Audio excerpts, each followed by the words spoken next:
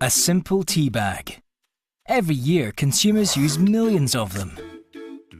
All of Unilever's products, including tea bags, go on a journey before and after they are enjoyed by our consumers. We call this the value chain. It works like this. First, we get the raw materials. Then we make them into a product and deliver it to a shop. Then our consumers buy it, use it, and eventually throw it away. But each step in the value chain also has an impact on the environment. Here at Unilever, we want to reduce that impact and grow our business at the same time. The value chain lets us see where our biggest impacts are, so that we can focus our efforts. So for example, Unilever's hundreds of factories only add up to 3% of our total greenhouse gas footprint. Around 26% of our impact comes from suppliers when they produce raw materials, and around 68% comes from the millions of consumers when they enjoy our products. So, most of Unilever's impacts aren't our problem, right? Wrong. We want to reduce the impact of our products before they enter and after they have left our factories. We work as a team with our suppliers, customers, and our consumers to reduce the impact of our products. We have ambitious plans to grow our business, but growth at any cost is not an option. We want to work to help consumers enjoy our products and cut the environmental impact at the same time. Every day, thousands of suppliers help us make our products, and 2 billion people use them. The maths is pretty simple. If we get ourselves, each of our suppliers, customers and consumers to be a little more sustainable, these small actions will add up to a big difference. A really, really big difference. I've kind of titled this challenge as the Sustainable Social Challenge.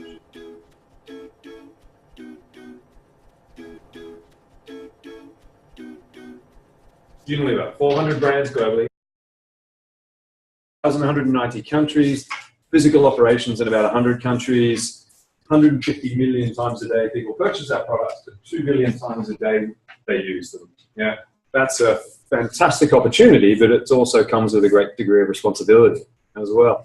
There's not too many other entities around the world, certainly no governments, that get the opportunity to touch people 2 billion times a day.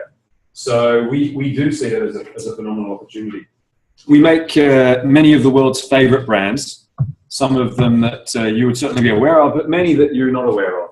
The Unilever Sustainable Living Plan is really at the heart of our business and our business model. I'm going to touch on that in a moment. But that was very much in response to the fact that the world faces huge challenges at the moment, both from an environmental perspective, but also societal challenges as well.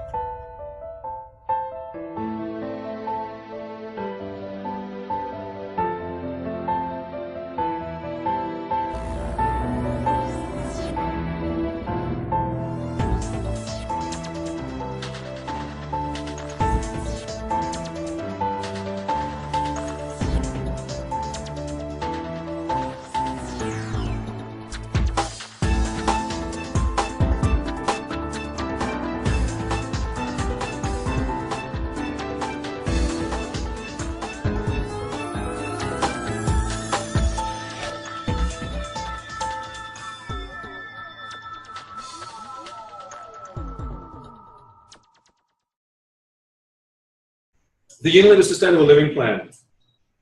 3 kind of core elements to the Unilever Sustainable Living Plan. Yeah, it's about increasing our positive social impact.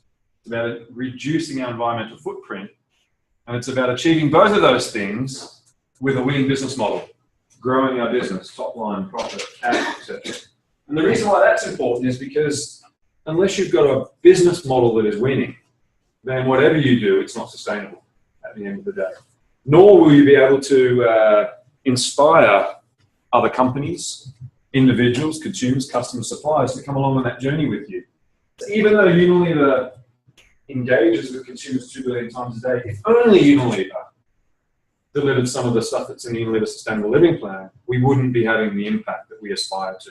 Because what we've done with the Unilever Sustainable Living Plan in terms of understanding the progress that we're making, we've engaged with some of our harshest critics, non-governmental organisations who, by definition, are out to challenge and hold to account multinational corporations. Yeah, you can go online, you can have a look at the Unilever Sustainable Living Plan, you can track our progress against more than 50 metrics that we measure every year, and you can track the validation that we receive for that progress with NGOs, governments, etc., etc. The reason we do that is 2 or 3-fold. First of all, we get some great ideas and we get some great challenges which inspire us to do things differently from the groups that we engage with. Secondarily, it does give some credibility and validation to what we're trying to do. And by doing those 2 things, thirdly, you're able to get other people to come along on the journey with you. Yeah? Whereas if you didn't do that, it would just be a bunch of senior Unilever guys and girls sitting around a boardroom table patting each other on the back about how well they thought they were doing. Yeah, so it's very, very different to be able to establish that that credibility. In terms of the sustainable social challenge and the idea of advocacy and movements, yeah, the reason we want to work with you to try and help us unlock this opportunity is as because I mentioned before, if only Unilever was doing what we were trying to do and we weren't inspiring others to come on the journey with us, then we just simply wouldn't be having the impact. Yeah. And what we've seen over the last 5, 10, 15, 20 years is, or in fact, as long as we suggest, what we've seen is a real increase in the way in which advocacy and movements can change society. Yeah. The most recent examples are the Arab Spring in the Middle East. You could look at the end of apartheid in South Africa. You know, these are all things that were ultimately inspired by movements. Yeah. So what we've been attempting to do in Unilever is ensure that we can bring far more people along on our journey. And we've introduced Project Sunlight, which is all about a bright future. I have a dream. I regard myself as a soldier of peace.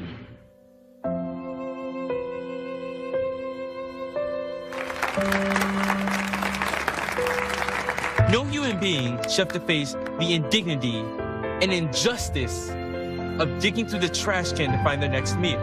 Be the change you want to see in the world today. The enemy is hunger, not the hungry. Tantangan terbesar kita adalah sifat apatis. We waste tons and tons of food on a daily basis. Take that choice that you have. Don't let it slip through your fingers. We need to turn our feelings into action.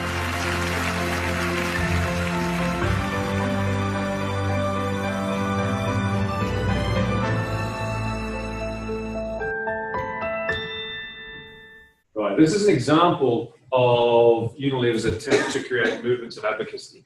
Project Sunlight's been up and running for about 2.5, 3 years.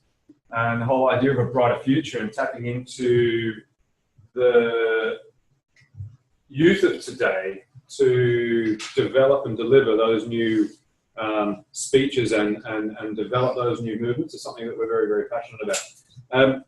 And it's through the brands that we have across our portfolio and our reach and our Unilever Sustainable Living Plan, again, around positive social impact and environmental footprint, that we think is very, very consistent with the new messages and the advocacy and the movements that need to happen going forward. I'm going to show you one more video now, and then a couple of real examples of beyond some nice video presentations of what we're doing in certain parts of the world to inspire you for what might be some of the movements that you create as part of the project. The end of the world is near. Yes, the world as we know it is ending, because a new one is just beginning. A new world where confidence is the real beauty.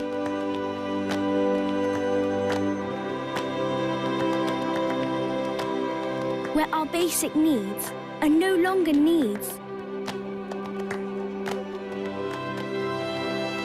And where kids learn to write their own story. It's the end of the world as we know it, and that's a good thing. When you choose Unilever, you help create a bright future.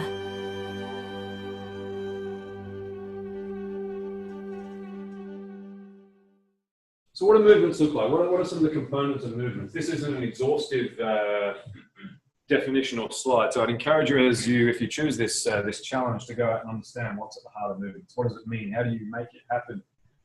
What are the components of it? But we believe in Unilever that we've got some of the real components to inspire movements around the world with our consumers.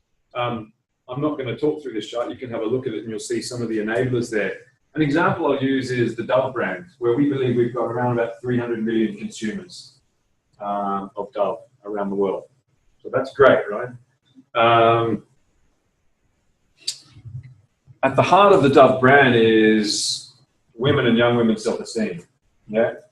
If we're only getting that message across to 300 million people, it's fantastic because we're getting that message across to 300 million people, but it's really just scratching the surface, isn't it? How do you get the message of women's self-esteem, young women's self-esteem across to not just the individual in the household that's using that product, but the whole household, for example? Yeah. It's a challenge. It's a challenge we're still struggling with. I just use that as one example. What I'm going to show you now is a problem, and then what I'm going to show you is the way in which we've started to attempt to solve that problem. Yeah. We all know that the South African education system is in a desperate situation, but exactly how desperate is it? The stats can be confusing. We hear about improved matric results, but then we hear about the low level of learners making it all the way through the schooling system. How does it all balance out? Well, of the 550,000 learners that sat for their matric exams in 2012, 380,000 passed. That's 74%, which sounds great. So what's the problem? The problem is that this is just a small proportion of the learners that enter grade R each year. The big picture is that we start off with 1,150,000 grade R learners every year, but only 550,000 attempt matric, and only 380,000 of them pass. That means we've lost 750,000 children along the way, every year. Or to put it another way, we are gaining 750,000 economic dependents every year. The implications for South Africa of 750,000 economic dependents every single year is huge, right? Financially, it's a huge challenge. Society-wise, it's a massive challenge as well. Unless South Africa is an example of one country. This is a problem that exists in many countries around the world of youth education. Unless you can resolve that problem, all of the other things that you're going to try and do are going to be sub-optimized or undermined at the end of the day. In the work that we've done, I mean, this again is one example of an emerging business model. It's one thing to have a great idea, but how do you turn that great idea into something that's tangible and has a virtuous life of its own, starts feeding on itself, and is able to deliver with impact over a sustained period of time? Yeah, and the old approach we were just talking over lunch. Unilever's a big company. It's got easy access to financial capital. We could throw hundreds of millions of dollars at some of these problems, I should say. but that wouldn't really create the solution long-term that we need, yeah? And so we do that. We are very generous financially, but we're always very discriminatory and tough on understanding that that investment is going to have some kind of sustainable impact going forward and begin to build a virtuosity in a life of its own. So what we've done in South Africa is we've got a Perfect Schools program, yeah, which is multi-dimensional. I'm not going to talk you through all this in detail. It started off small. We're now reaching over 30,000 school children. We're using our brands. We're looking to educate parents on the importance of keeping their children in school. We are using new business models that you might be familiar with. We talk about utilizing excess capacity in the marketplace. Uber and Airbnb are the best examples. The best examples are the most commonly used examples currently around using excess capacity in the marketplace, right? Through technology, we're linking teachers with students that otherwise wouldn't have had the opportunity to come together. And so this is one way in which we're trying to solve a problem by creating a broad movement, community by community, through parts of South Africa. Yeah, I can give you some more information on that later. Technology is a fundamental enabler of what we believe, anyway, of creating movements and sustaining movements going forward. So again, if you look at what's happened more recently, I gave the Arab Spring example. That would never have happened the way it did had social media not existed. Yeah. So I think the message I wanted to land here is for movements to be created, there needs to be a great idea that solves a problem with purpose at the center of it, and an ability to get that message out in a very, very compelling, fast and comprehensive way. So as you think about the challenge, you need to think about the idea, the solution, the extent to which purpose is at the heart of that, and the way in which you can get that out to people in a very compelling and quick way. Because a great idea without a way to reach people and inspire people is just a great idea at the end of the day. And so one of the things I'm particularly interested in is not just the what, but the how you would go about creating a movement. Yeah.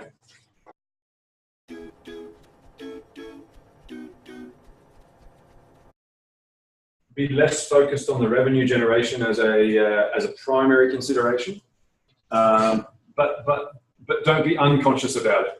What we've found is that the brands that we have in our portfolio that have a purpose at the heart of them, the Doves and the Lifebuoys and the whatnot, there's an increasingly strong correlation between their performance and the quality of their purpose and their ability to engage people.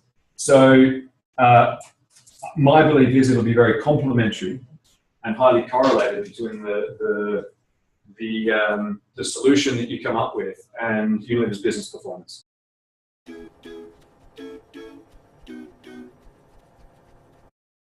That schools example I gave, we've got 4 brands that go in there, and in fact I just got an update on this overnight for a 21-day program using those 4 brands and engaging 3 stakeholder groups: the children, the teachers and the parents, around the importance of keeping your children in education.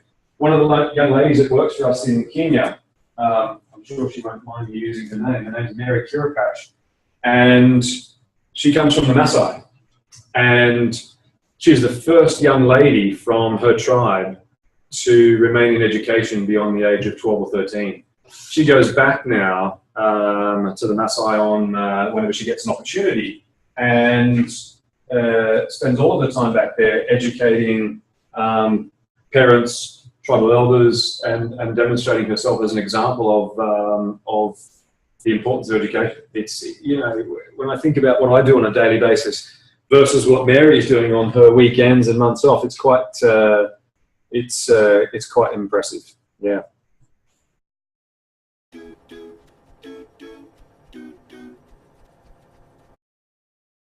Quite often what we try and do is bring something that is of incredible value to the recipient. Yeah. I'm going to say this right. Not that it's not of any value, but it's a differentiated value that we can bring that's particularly valuable for the recipient, right? So because of our brands in South Africa and our reach, our ability to reach a vast number of people, that's an enabler for us to create movements. Yeah. So our reach is what's of value, not the money that we would bring or the products per se, but because of the access and the reach that we've got. That's incredibly valuable. For a period of time, if you purchase a particular product, we'll donate something to schools in South Africa, etc., etc. But lots of companies do that. What we're looking for is something that is a little bit more differentiated and sustainable, and with the capacity to inspire change.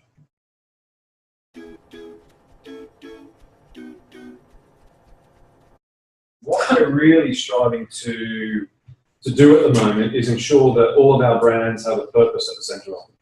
Yeah? And once you've got a brand that's got a purpose at the center of it, then you can start to do something that's sustainable, differentiated, and impactful over time. So when we look at our brands that really have a purpose behind them, and the challenge for the MIB students is actually to develop a purpose for our brands, for some of our brands. I would say it's 20 to 25% of our brands really have a purpose behind them. Vaseline's an interesting one, right? Vaseline, the brand. In the recent and ongoing Syrian refugee crisis, as the Syrian refugees were reaching some of the refugee camps, there was a common problem around skin diseases, skin infections, broken skin, etc., because of the terribly harsh journey they've been on.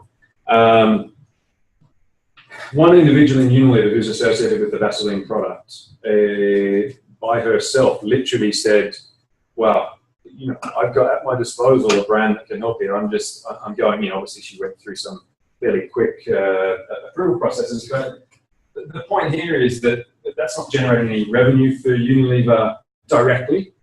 But I'm sure, and she did it purely out of personal compassion, and it's become a really powerful part of the story for Vaseline and the refugee crisis now. It's not solving all the problems, let's not kid ourselves. But I'm sure the equity of Vaseline in many of the markets in which it operates has not been harmed.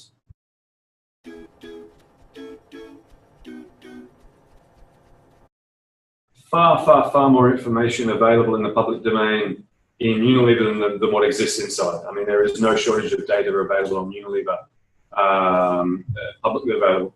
That's the first thing. Secondarily, if there's information required, I would encourage you to go through James. He'll act as a filter and aggregate requests, and then he'll touch base with me. And if there's something that's relevant and available that we can get to, we'll certainly do that. But there is no shortage of information available on Unilever, and I would encourage you to be very creative.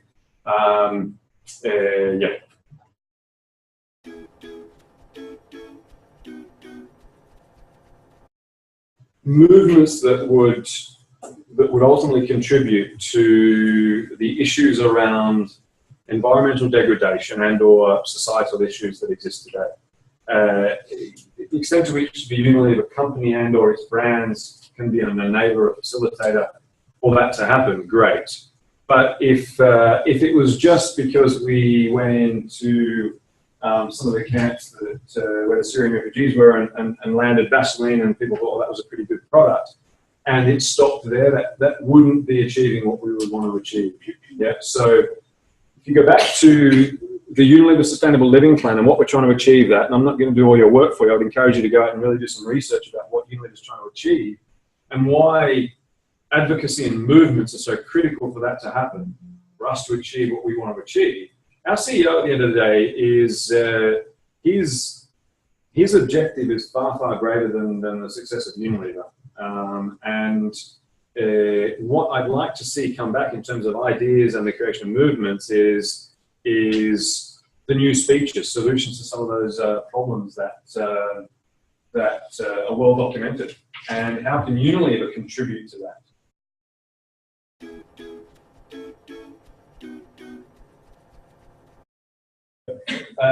We'd be delighted if all of our competitors were doing better than us in terms of positive social impact.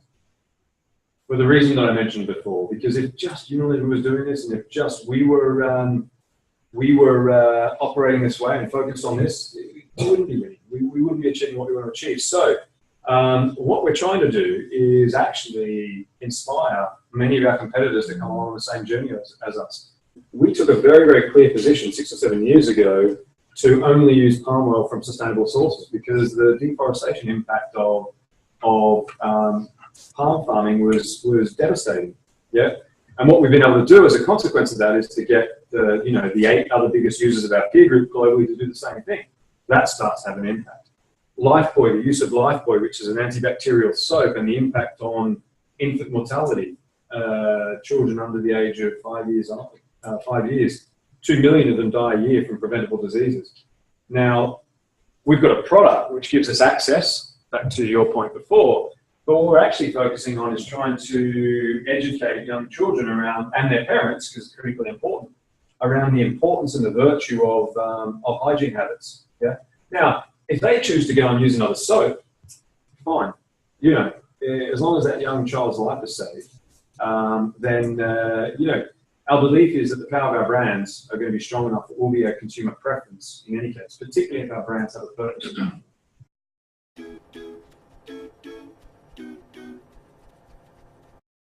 We've tapped into and had a disproportionate focus on youth for a couple of reasons. First of all, the level of understanding, energy, and enthusiasm for the world's problems today is very, very high. Yeah.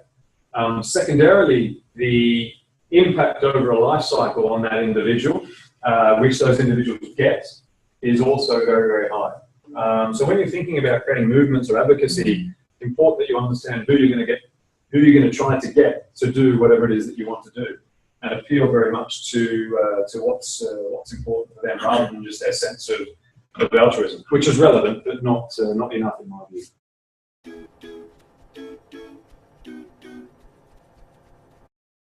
I would also challenge you to think about how, with technology and with a message that is powerful and compelling, you can create movements without, huge government funding, huge corporate funding, or huge NGO funding. What will happen, I can tell you, in my experience, what will happen is, if you're able to create a movement that's compelling, everyone will pile in. The governments will pile in because they're populist and they'll realise that, hey, this looks like it's something good to get involved in. NGOs will pile in because it gives them credibility to land their message. And people will be brought along on the journey because they recognise what they're doing and what they're contributing to is powerful.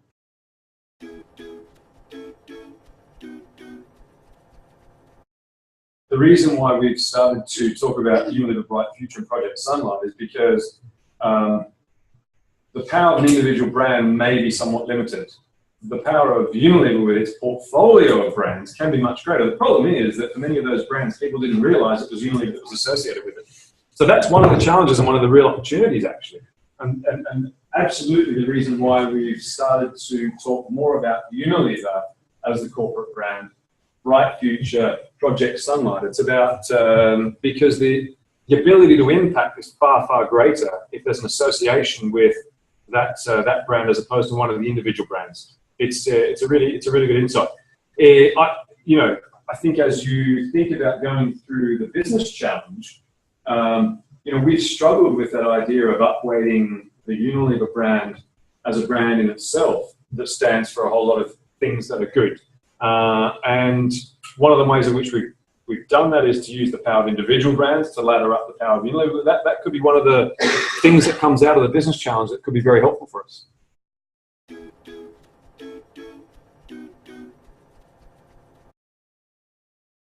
If you have a look at this slide, this is actually just I wouldn't even call it a new emerging business model. I would just call it an emerging model of integrating and orchestrating networks. What we're trying to do is bring together the various elements, the stakeholders around, all that can all contribute to the solution. That would be an example of a movement, if you like. So not Unilever giving money to the school to buy books for the children, but everybody associated with that children's education, in this particular example, the school, the teacher, the parents, the community, having a strong intent, willingness, interest, and desire to contribute to that in a positive way every single day, even if that meant ensuring that the child turned up to school every day.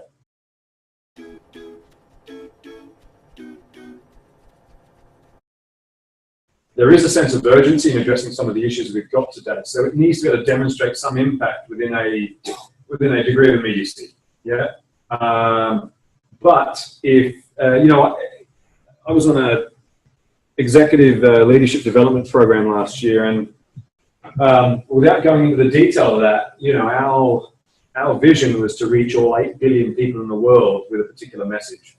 But in doing that, we literally had to start one person by one person, 100 people by 100 people, and whatever else. So if you're able to demonstrate the impact of your movement is a continuous and constant building of that with a continuous and constant increasing impact, then that would be great. But if it's just, hey, by the way, being in finance, I see a lot of these presentations, Unilever, just trust me, give me all the money now, and you're going to see the impact at the end of the year or next year or whatever else. That's not going to be particularly compelling. There needs to be some demonstration of impact in the more immediate term. Just as I close, let me just say, I mean, this is you know, this is not easy stuff, but it's certainly very, very worthwhile pursuing. I mean, and you know, I'll leave you to make your own judgment about the extent to which this is just another big multinational corporation trying to better itself. I'm relatively new into Unilever, 4.5, 5 years. I can tell you from the inside, this is a company that is really, really trying to do something extraordinary for society, both from a social impact and an environmental perspective. And the business aspect of that is, if we're not successful from a business perspective, we can't hope to achieve what we want to achieve. And so as you go on this journey, then I'll leave you to make that judgment. But have fun and good luck. Small actions will add up to a big difference. A really, really big difference.